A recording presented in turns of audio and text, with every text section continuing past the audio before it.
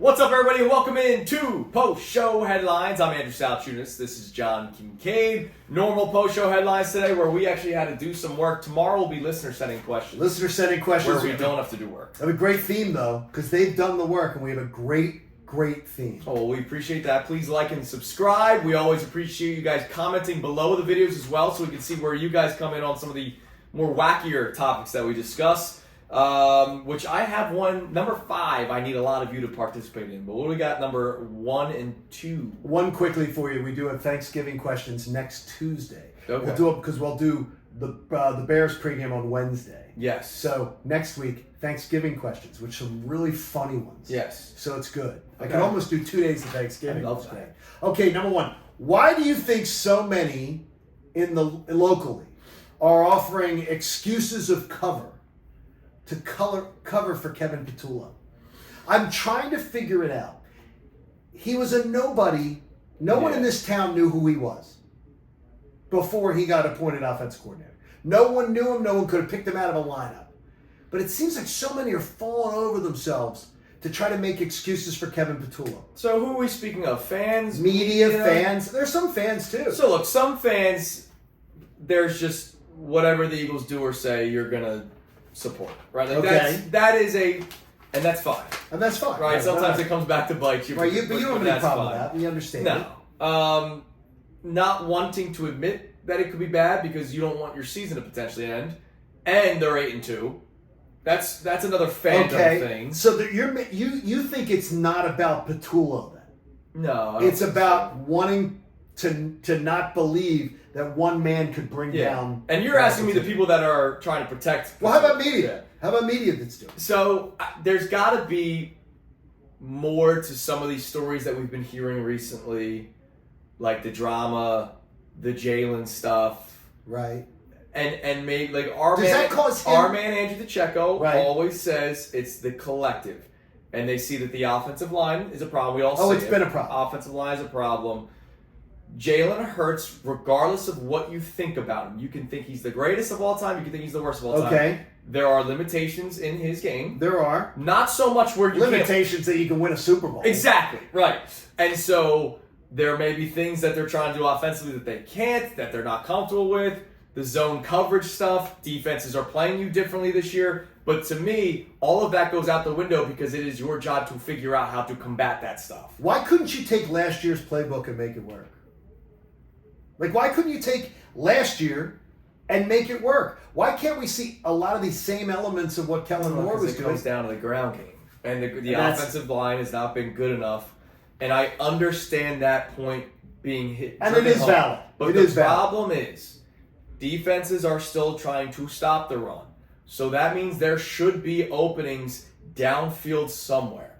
There has to be. I've just never seen a guy who really has no resume of giving us a damn thing as far as success. Right. That so many people are falling all over themselves to make excuses for. Like, I know you weren't a big Chip Kelly guy, but let's say... No, I was not. Let's say somebody was excited for Chip, and year one was kind of like this. I could understand somebody going, yeah, but look at what he did in college. Like, I expect that to... Well, year one, they made the playoffs. Right, I'm just saying, forget right. what he did. Like, Chip Kelly may not be a good example. If there is a guy that is considered a hot commodity coming out of college or whatever, you're going to give that guy time. Whereas Patullo, you're like, this guy's literally learning how to call plays on the job, and it's clearly impacting them.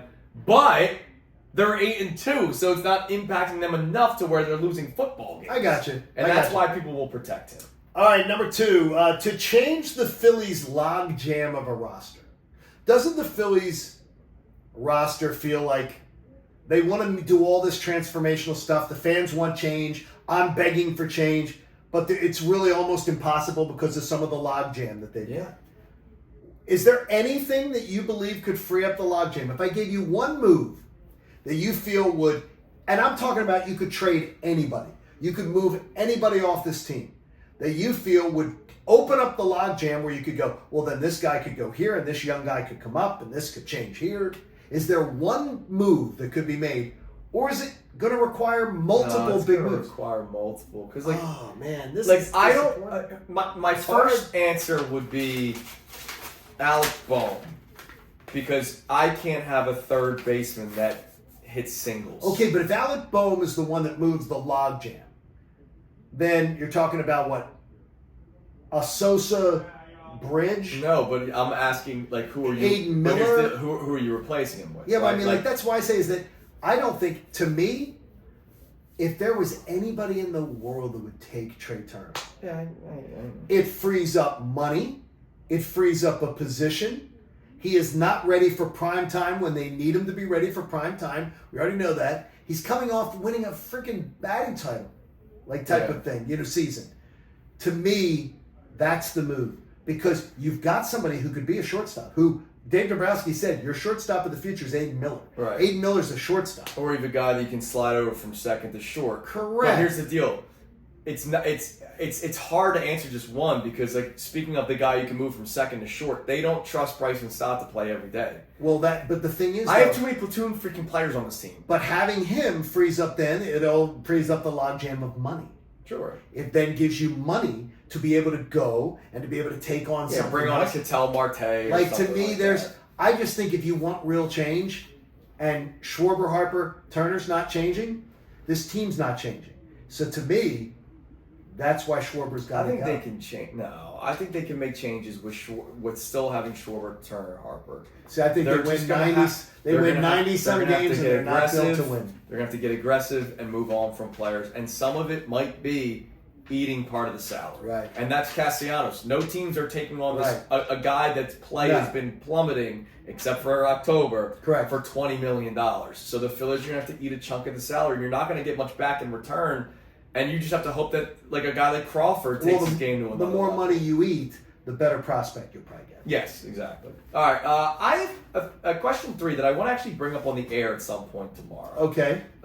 Because, we're reaching that point where still a couple days away from the Eagles-Cowboys. Sure. We had some fun with the Eagles-Cowboys talk today. Why, to you, has the Sixers buzz died down a bit? Because I believe that people thought in the beginning, look, VJ Edgecombe came out of the... He came out of the gates charging like, here's your Rookie of the Year. Right. He still is going to be a fine player. Yes, he is. But he's come down to earth, and teams have film on him now, so they're defending him differently. I think that Jared McCain, we all expected to come back. I asked you this morning. Now he's having to go down to the Blue Coats and numerous injuries. I think he's just trying to get his NBA legs back a little bit. And I think, once again, it's the fatigue.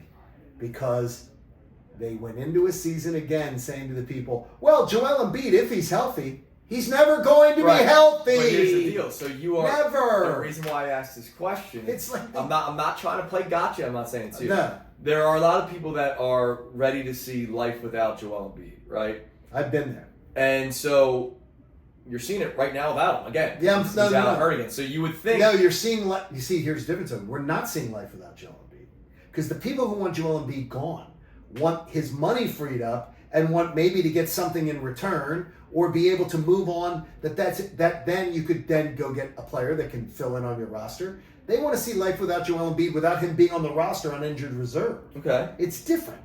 Life without Joel Embiid will be the day he leaves the franchise.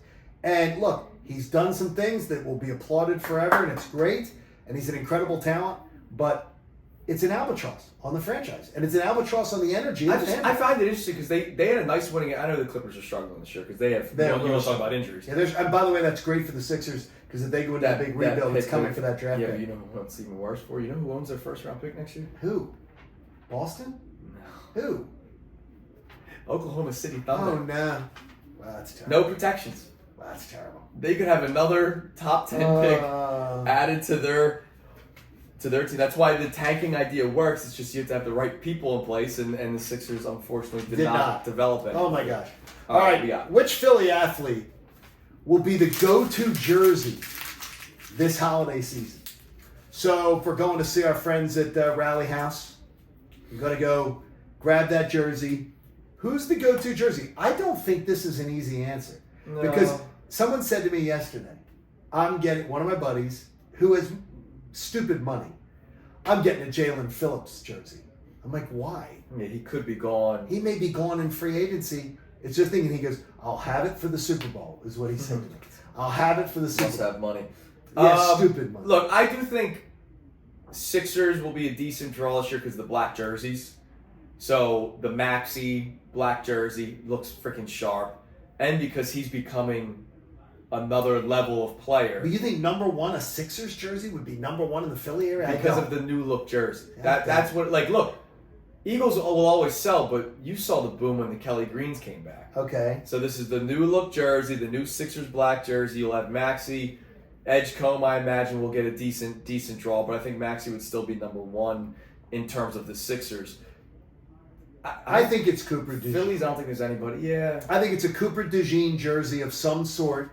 I think he is the young guy. I just wonder how many Cooper DeJean jerseys were already purchased. After they won the Super Bowl and he had the pick 6 in it, how many people went on websites that night? That could have been. And bought a Cooper DeJean jersey. That could have been. You know what I mean? That could be a big part of it. Yeah, as far as what's available, what's available with that. I wonder if... I don't know how much Devontae jerseys are out there because AJ's been always number one. I own Devontae's sort of moving. I own one of each. Moving forward, could Devontae be one? If you're a Flyer fan, Trevor Zegras is a danger because he could walk, but he's not going to walk. Bobby Brink would be a nice little sweater. Yeah, so I mean, there's the ones. For you Star Wars fans of Vladar. Yes, Darth Vladar. All right, number 5. Yes. What is the weirdest thing that you ever tried to eat? Now, I want you on YouTube to respond with the weirdest thing that you ever tried to eat. Not worst thing, not best thing, weirdest thing. And the reason why I think about it is you didn't know what beer bread was. I did not eat beer bread. Now, that's nowhere near the tops of weirdest things I've ever eaten, but it doesn't sound like it'd be great. It's really good. Because I just don't know what the taste would be. It's almost like a fluffy texture. Okay. I'll make it. Okay, you make it. I'll make it. I'll bring it. I have eaten chocolate-covered crickets. I've had cricket. You've had it? Yeah. I did a cricket taco once. I've had chocolate-covered crickets, which to me was, I think I was so repulsed by I lost a bet on the air. Okay. So I had to eat it. And it ended up not being terrible. No, it's not terrible. But what I built it up in my head to be, I'm eating a bug. Here's the terrible part of it. The legs get caught in your teeth. Ew. I've had cricket a couple times. Chocolate cricket. Cricket tacos. I've eaten, what else have I eaten? Well, I've eaten alligator and octopus and all that stuff. Yeah. Gator is good. I love gator. The only thing is it's definitely got a chew to it. Yeah. It's got a chew to it. I'm fine with it. I don't get bothered by texture at all. See, I do. Yeah, very much so. Like very much so. Texture matters way too much. Weird. Other than that, because I'm such a wussy boy when it comes to what I'll try. All right. I'm very much. What about you? The 2 weirdest things I've ever tried, and I'm curious to see if you would try it. Yes. Boiled pig ear. No, but my wife has eaten pig's feet and pig stuff because they're Jamaicans. Yeah. They do that. Pig ear, I had it in Lithuania. What was it, tough? Boiled is the key word because the cartilage, you are chomping on the cartilage. All right? No. Tastes like bacon. Cow brain. No. I was at a Russian supermarket in the Northeast once, and I said, you know what? No. Screw it. Fried it up on a pan. It wasn't bad. I would never get it again. Okay, consistency of cow brain. Well, I fried it up. Okay. You've had venison, right? Yeah, yeah. I hate it. Oh, I love venison. Hate it. Yeah. Hate venison. Too gamey. Yeah. Tastes gamey. I hate lamb, though. I love lamb. And I know people who love lamb. I love lamb. You like the gyro? Yeah. Oh, dude. You like a gyro. Yes. Like my wife likes the gyro. Yeah. She likes that stuff. I hate tzatziki sauce on it. I hate it. I hate it. I'm a cultured man when it comes to food. You really are. You have a very mature palate. Yeah, I like trying things. You do. And by the way, that's a better way to live your life, kids.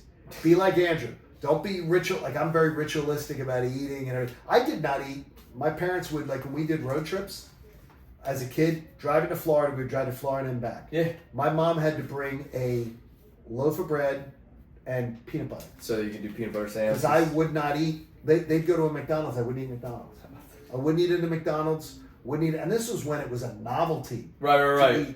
To eat at one of those places. Wouldn't eat it. How about that? Wouldn't eat it. Needed peanut butter and bread, and that's what I ate. That's what I ate. And when my mom once cut my sandwich at school, you didn't like it? Into 4s, I came home, brought home half the sandwich, and said, I can't eat 4 sandwiches. Ridiculous. Comment your weirdest thing you've ever tried to eat. And of course, like and subscribe. We appreciate you as always. And we'll talk to you tomorrow. See ya.